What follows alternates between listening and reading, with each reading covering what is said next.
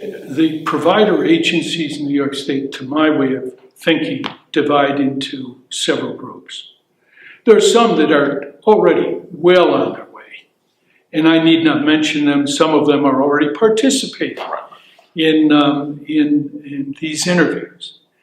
As a matter of fact, if I may digress for a minute, I was put on to the serious issue of IDD by Ron Little, who's with Heritage Christian Service. And who we're talking to tomorrow.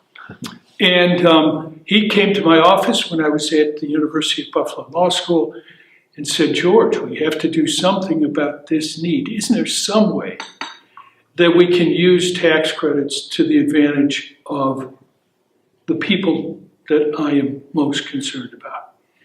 And that was a learning experience for me. Started and I said, oh my God, there's a serious problem out here with availability of housing.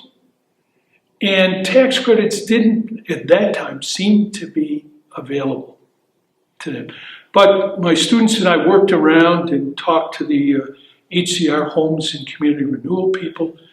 We worked with a lawyer who is very good at tax matters and came up with a solution, a way of funding, even a certified home with tax credits.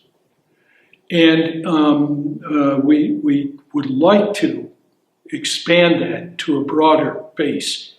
And other groups have done it. There are groups around the state of New York, both for-profit and not-for-profit, who are very adept at that. The problem is this.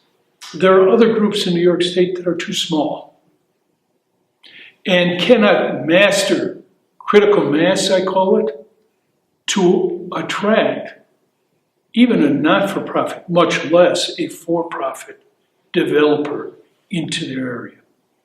They might need, let's say, 6 to 10 to 12 units. Now, there are ways of getting funding for those units.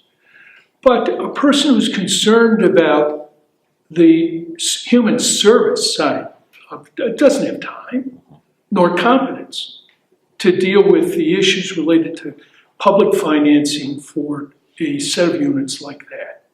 It's too complicated. What I think is necessary is that there be some kind of a place where a group, let's say from Horseheads, New York, to name a place, can go to get some assistance. The problem is that in small rural communities scattered throughout New York who are dealing with IDD folk, they don't have the capacity to deal with housing development, yet it would be useful if they did. In lieu of them having the capacity, one could imagine a center where they go for the assistance not only in creating the not-for-profit corporation, but in developing the applications, in dealing with the financing, the closing and all that, to support a place where they can house in a quality setting the folk that they are commissioned to deal with.